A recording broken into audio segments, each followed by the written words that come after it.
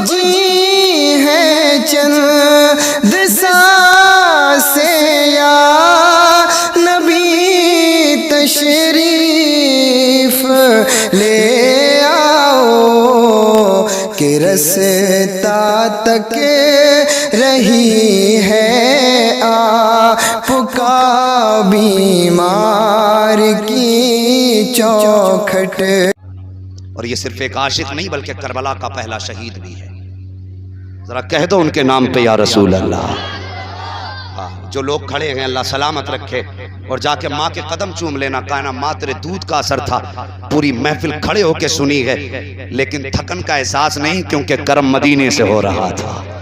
اللہ سلامت رکھے، ذرا سارے کہہ دیں سبحان اللہ۔ آپ بھی بول دو بھائی، محفل سے الگ نہیں ہو، ذرا آپ بھی بول دیں سبحان اللہ۔ اللہ سلامت رکھے، بس توجہ کریں۔ میرے امام کے بچپن کا زمانہ، عمر شریف تقریباً امام علی مقام کی 5 یا 6 برس تھی۔ حضور کی گود میں آقا حسین بیٹھے تھے، میرے بادشاہ حسین اپنے نانا کی گود میں۔ صحابہ کی بھیڑ لگی ہے، ایک صحابی کھڑے ہو کے کہتے ہیں یا رسول اللہ، یہ جو بچہ بیٹھا ہے اس بچے کی ایک شکایت ہے۔ اس بچے کو تاریخ میں حبیب ابن مظاہر کہا جاتا ہے۔ حضور نے فرمایا کیا شکایت ہے؟ کہتے حضور جب آپ کے شہزادے حسین چلتے ہیں نا راستے میں تو یہ ان کے قدموں سے خاک اٹھاتے ہیں اور اپنے سر پہ لگاتے ہیں، اسے چوم بھی لیتے ہیں۔ میرے نبی نے اتنا سنا اٹھ کے کھڑے ہو گئے، اپنے نواسے کو گود سے اتار کے کروٹ میں کھڑا کیا اور فرمایا بچے کیا جو یہ کہہ رہے ہیں سچ ہے؟ بچہ رونے لگا۔ حبیب ابن مظاہر کی عمر شریف اس وقت 14 یا 15 سال تھی۔ کتنی تھی؟ 14 یا 15 سال۔ میرے حضور نے فرمایا کیا یہ سچ ہے؟ کہتے جی۔ آقا فرماتے ہیں ایسا کیوں کرتا ہے؟ بچے نے رو کے کہا حضور میری مجبوری ہے۔ آقا فرماتے ہیں کون سی؟ بچے نے کہا یا رسول اللہ پورا مدینہ حسین سے پیار کرتا ہے مگر میں حسین سے عشق کرتا ہوں۔ حضور اب جو سزا ہو دے دیں۔ میرے نبی کی اب سزا دیکھو، حضور کھڑے ہیں اور بازو پھیلائے، فرمایا آ محمد کے سینے سے لگ جا۔ اللہ اکبر، حضور نے سینے سے لگایا اور لگانے کے بعد اپنے نواسے کا ہاتھ ایک ہاتھ میں لیا، دوسرے ہاتھ میں حضرت حبیب ابن مظاہر کا ہاتھ لیا اور لینے کے بعد دونوں کا ہاتھ ایک دوسرے کے ہاتھ میں دیا۔ ہاتھ اٹھا کے کہتے ہیں یا اللہ میں نے ان دونوں کو ملا دیا ہے، آخری دم تک انہیں جدا مت ہونے دینا۔ یہ تھے بچپن کے ساتھی میرے آقا حسین۔ اب یاد کرو وقت کربلا کا، توجہ ہے جی، کربلا کا وقت یاد کرو۔ میرے حسین جب ہجرت کرنے لگے مدینے سے مکہ شریف کی طرف، آپ نے خط لکھا حضرت حبیب ابن مظاہر کے نام اور لکھا میرے یار میں ہجرت کر کے مدینے مکہ شریف جا رہا ہوں۔ کہتے ہیں یار میں تو جا رہا ہوں، اگر تیرا من چاہے تو آ جا، اگر تیرے ذہن میں یہ خیال پیدا ہو کہ میں کیوں جا رہا ہوں تو سن، مجھے نانا کا دین بھی بچانا ہے، نانا کی امت بھی بچانی ہے۔ مورخین نے لکھا ہے کہ ابھی میرے حسین ہجرت کر کے مدینے سے مکہ نہیں پہنچے تھے، حسین کا ساتھی مکے میں پہلے پہنچ گیا تھا، پہلے پہنچ گئے۔ پھر مکے سے حسین کے ساتھ کربلا پہنچے۔ جب میرے حسین کی عمر شریف 56 تھی، اس وقت میں ان کی عمر شریف تقریباً 75 سال تھی۔ کتنی عمر؟ 75 میں بندے کا حال کیا ہوتا ہے؟ کمر جھک جاتی ہے، ہاتھ کانپنے لگتے ہیں، پھر بندہ لڑائی کرنے کے لائق رہ جائے گا؟ ہے جی دیکھو کوئی ہے ایسا بندہ جو اس عمر میں لٹ چلا لے؟ اور وہاں تو کہانی تلواروں کی تھی۔ جب شب عاشور آئی میرے حسین نے فرمایا غازی جی آقا چراغ بند کر دو۔ چراغ بند ہوا، میرے حسین کھڑے ہوئے، خطبہ ارشاد فرمایا اور اس کے بعد کہا لوگو تم میں سے جو جانا چاہتا ہے چلا جائے، کل مجھے نہیں معلوم یہ لوگ میرے ساتھ کیا کریں گے، لیکن اتنا جانتا ہوں یہ میرے خون کے پیاسے ہیں، تم جاؤ، کسی کے پیچھے بچے ہیں، کوئی جوان بیٹیاں چھوڑ کے آیا ہے، کوئی نئی دلہن چھوڑ کے آیا ہے، واپس چلے جاؤ۔ حسین وعدہ کرتا ہے جاؤ گے تو ناراض نہیں ہوں گا، بلکہ قیامت کے دن ہاتھ پکڑ کے نانا سے تمہاری شفاعت کراؤں گا۔ مکمل خطبہ ارشاد فرمایا اور تھوڑی دیر سکتا رہا، سکتے کے بعد آقا حسین نے فرمایا غازی جی آقا آپ چراغ روشن کرو۔ جب چراغ جلا کوئی فرق نہ تھا بیٹھنے والوں میں، ایک فرق تھا، جب چراغ بند کیا گیا تھا تو آنکھیں سوکھی تھی، جب چراغ جلایا گیا تو آنکھیں برس رہی تھی، کوئی آنکھ ایسی نہ تھی جس میں آنسو نہ تھے۔ آقا حسین نے مجمع پہ نگاہ ڈالی، کہا جاتے کیوں نہیں ہو؟ اللہ اکبر۔ حضرت مسلم بن عوف سجا کھڑے ہوئے، کہتے حسین اس سے بہتر تو یہ ہے ہم آپ کو چھوڑ کے چلے جائیں، اپنی تلواروں سے اپنی گردنیں قلم کر دیں۔ آقا حسین یہ کس نے کہہ دیا؟ آپ کو چھوڑ کے ہم بچوں کی پرورش کریں گے، ہم آپ کو چھوڑ کے اپنے بچوں کی شادیاں کریں گے۔ حسین مانا کہ شفاعت مل جائے گی، لیکن حسین آپ کے قدموں پہ قربان ہونے کا موقع تو نہیں ملے گا، ہم آپ کو چھوڑ کے نہیں جا سکتے ہیں۔ اس کے بعد حضرت یہی حبیب ابن مظاہر آگے بڑھے، لاٹھی کا سہارا لے کے آگے بڑھ کے کمر جھکی ہے، جا کے آقا حسین کے قدموں کے پاس دو زانو بیٹھے، اپنی تلوار جا کے آقا حسین کے قدموں پہ رکھی، رکھ کے کہتے آقا میں تو تیرا نوکر ہوں، چاہے تو اپنے ہاتھ سے گردن قلم کر دے، میں آپ کو چھوڑ کے نہیں جا سکتا ہوں۔ اللہ اکبر۔ کہتے آپ کے ہاتھوں سے شہید ہونا گوارا ہے، قتل ہونا گوارا ہے، تجھے چھوڑ کے جانا گوارا نہیں ہے۔ حسین اگر قیامت کے دن سیدہ فاطمہ نے پوچھ لیا حبیب ساری زندگی بیٹے سے یاری لگاتا رہا، ساری زندگی بیٹے سے دوستی کا دم بھرتا رہا، جب کربلا میں بیٹے پہ پانی بند کیا گیا تو تجھے گھر یاد آ گیا، جب بیٹے کی طرف تیر آنے لگے تو تجھے کنبہ یاد آ گیا۔ کہتے ہیں حسین آپ کو چھوڑ کر کے میں آپ کی ماں کا سامنا کیسے کر سکتا ہوں؟ اس کے بعد حبیب ابن مظاہر نے اپنی سفید داڑھی کو ہاتھ میں لیا تھا اور لے کے کہا تھا آقا حسین اگر یہ لگتا ہے کہ یہ بوڑھا کس کام کا ہے، یہ میدان جنگ میں کیا گل کھلائے گا، تب حبیب ابن مظاہر نے کہا تھا حسین دل چھوٹا مت کرنا، اگر گردن کٹانے کی باری آئے گی تو اکبر بعد میں جائے گا، حبیب پہلے جائے گا، اصغر بعد میں جائے گا، حبیب پہلے جائے گا، اور محمد بعد میں جائیں گے، حبیب پہلے جائے گا۔ حسین یہ یاریاں مزوں کے لیے نہیں کی گئی ہے، بلکہ یہ یاری تو تجھ پہ جان لٹانے کے لیے کی گئی ہے۔ اللہ اکبر۔ محفل برخاست ہوئی، فرمایا جاؤ جا کر کے اپنے رب کو منا لو۔ میرے حسین نے سجدے میں سر رکھا، رو کے کہا یا اللہ ہماری زندگی اور تیری بندگی کی آج آخری رات ہے، آج ہماری زندگی اور تیری بندگی کی آخری رات ہے۔ میرے مالک میں تجھ سے آج یہ نہیں کہتا کہ میری جان بخش دے، میں یہ نہیں کہتا ان تلواروں کے رخ پھیر دے، بس اتنا تیرا حسین چاہتا ہے یا اللہ اگر حسین کے گردن پہ چھری چلے تو میرے مالک اپنے حسین کو صبر کی توفیق دے دینا۔ میرے اللہ کہیں کل کا دن ایسا نہ ہو کہ بچوں کی پیاس میرے قدموں میں لرزہ پیدا کر دے۔ اے میرے رب مجھے اتنی طاقت دے کہ میں اپنے اصغر کے سو کے ہونٹ دیکھ کر بھی صبر کا پیمانہ میرا چھلکنے نہ پائے۔ حسین نے پوری رات گریہ و زاری میں گزاری اور جو فجر کا وقت آیا میرے حسین نے فرمایا اکبر جی بابا، کہا حضرت علی کی زندگی میں پوری زندگی بھائی حسن نے اذان پڑھی ہے، اس لیے کہ وہ ان کے بڑے بیٹے تھے، لیکن آج میرا بڑا بیٹا تو ہے، اکبر جا کربلا کے میدان میں جا کے اذان پڑھتے، کربلا کے میدان میں اذان پڑھ۔ حضرت علی اکبر اذان پڑھنے گئے، اذان سے فارغ ہوئے، ساتھ میں میرے حسین نے یہ بھی کہا تھا میدان کا جائزہ بھی لینا۔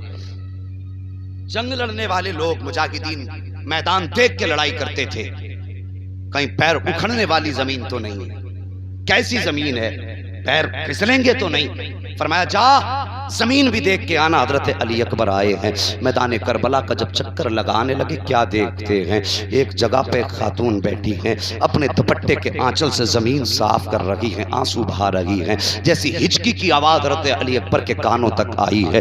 آپ قریب گئے، جا کے کہتے ماں اس ویرانے میں تیرا کیا کام ہے، تو کون ہے، کہاں کی رہنے والی ہے اور اس میدان میں کیا کر رہی ہے۔ حضرت علی اکبر نے اتنی بات کہی تھی، کوئی جواب نہ آیا۔ آپ واپس خیمے میں آئے، اپنے والد سے آ واقع حال بیان کیا میدان کا، اس کے بعد کہتے ہیں بابا مجھے ایک بات سمجھ میں نہیں آئی۔ کہا بیٹے کون سی بات ہے؟ کہا بابا میدان میں نے ایک خاتون کو روتے ہوئے دیکھا ہے، وہ اپنے دوپٹے سے زمین کربلا کو صاف کر رہی تھی، اتنا میرے حسین نے سنا چیخ نکلی آقا حسین کی، کچھ نہ کہا اکبر سے رونے لگے۔ حضرت علی اکبر نے کہا تھا بابا ایسی کون سی بات میں نے کہہ دی جس سے آپ کی چیخ نکل گئی، آپ کیوں روئے ہیں؟ میرے حسین نے اکبر کو سینے سے لگا کے فرمایا اکبر تو جس خاتون کی بات کرتا ہے وہ کسی دیہات سے آنے والی نہیں ہے، وہ کسی قرب و جوار کی رہنے والی کوئی خاتون نہیں ہے۔ کہا بابا پھر کون ہے؟ تب میرے امام نے کہا تھا اکبر وہ کوئی اور نہیں بلکہ میری ماں سیدہ فاطمہ الزہرا ہے، جو مدینے کے قبرستان سے اٹھ کر کے آئی ہیں اور کربلا کے میدان کو یہ سوچ کے صاف کر رہی ہیں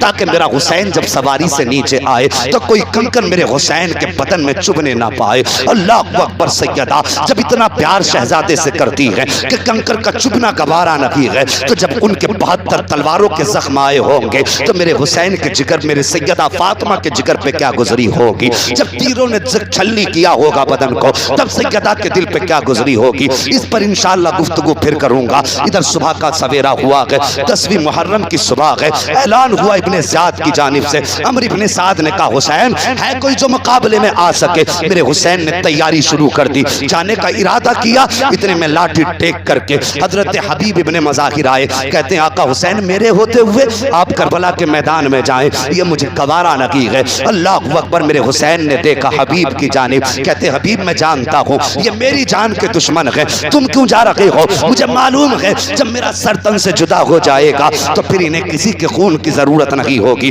کہتے نہیں آقا میرے ہوتے ہوئے آپ نہیں جا سکتے ہیں۔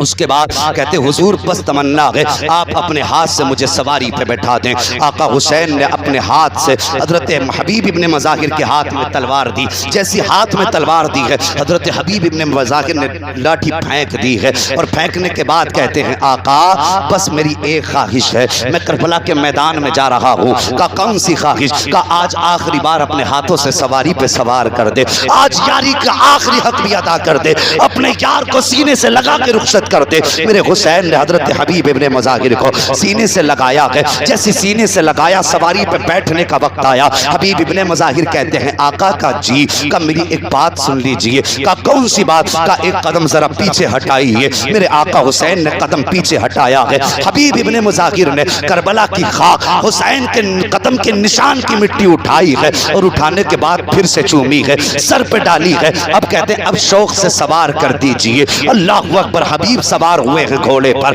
جب سوار ہو کر کے چلنے لگے میرے حسین کو الوداعی سلام کیا، پہنچے گئی اشقیہ کے درمیان، یزیدی فوج سامنے ہے، کوئی ہنس کے کہتا تھا دیکھو 72 سال کا بوڑھا آیا ہے، کوئی کہتا تھا 78 سال کا ہے، کسی نے سوچا کہ کیا مقابلہ کرے گا، اس سے تو سواری پر بیٹھا نہیں جائے گا، یہ کیا تلوار چلا سکتا ہے، لوگوں نے ہنسی اڑائی تھی۔ پھر اتنے میں عمرو بن سعد نے اپنی فوج کی طرف دیکھا، ہے کوئی جو اس بوڑھے کا سر کاٹ کے میرے پاس لائے۔ اتنے میں ایک یزیدی آگے بڑھا، بڑھ کے کہتا ہے عمرو بن سعد کہا کیا؟ کہا ابھی صبح کی بات ہے، حر کو ہماری طرف سے حسین نے توڑ لیا ہے اور ہم اس بوڑھے کو اپنی طرف توڑ لیں گے۔ تو تب عمرو بن سعد نے کہا تھا حسین کے لوگوں کو توڑنا آسان نہیں ہے، بڑا مشکل کام ہے۔ تب عمرو بن سعد کے کہنے پر ایک یزیدی نے کہا تھا سنو ہمارا غل جنت کے لالچ میں چلا گیا ہے اور اس آنے والے کو تو دیکھو عمر 78 سال ہے، بوڑھا کے کمر جھک گئی ہے، 3 دن کا پیاسا ہے، پانی کا لالچ دیتے ہیں، ہو سکتا ہے ٹوٹ جائے۔ جب اتنی اس کے بعد کہی ہے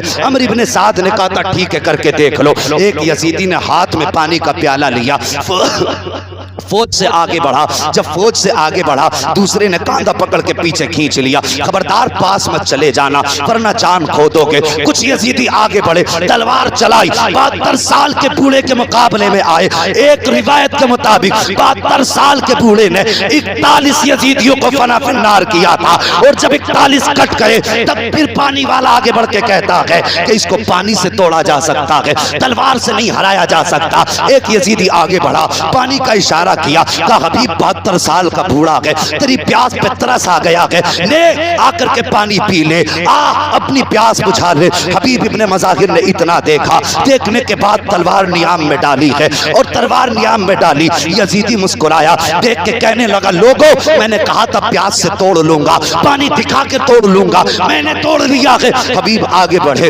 اشارہ کر کے اسے بھی آگے بلھایا، یہ بڑی تیزی سے ہنستا ہوا آگے گیا، پانی کا پیالہ تھا، حضرت حبیب ابن مظاہر نے اپنی رکاب سے پیر باہر نکال لیا ہے، اور جیسی وہ پانی کا پیالہ لے کر کے آیا، آپ نے قریب آنے کے بعد جیسے اس نے پیالے کے لیے ہاتھ اوپر کیا دینے کے لیے، حبیب نے اپنے پیر گھوڑے سے الگ کیا اور وہ اپنے سے زین سے پیر نکالا، ایسی ٹوکر پیالے میں ماری کہ جا کر کے پانی لانے والے کے منہ پہ لگا۔ آپ فرماتے ہیں تم کیا سمجھتے ہو ہمیں توڑ لو گے؟ ارے تم نے آج تک زندگی یزید کے قدموں میں گزاری ہے، ہم نے اپنی زندگی حسین کے قدموں میں رہ کے گزاری۔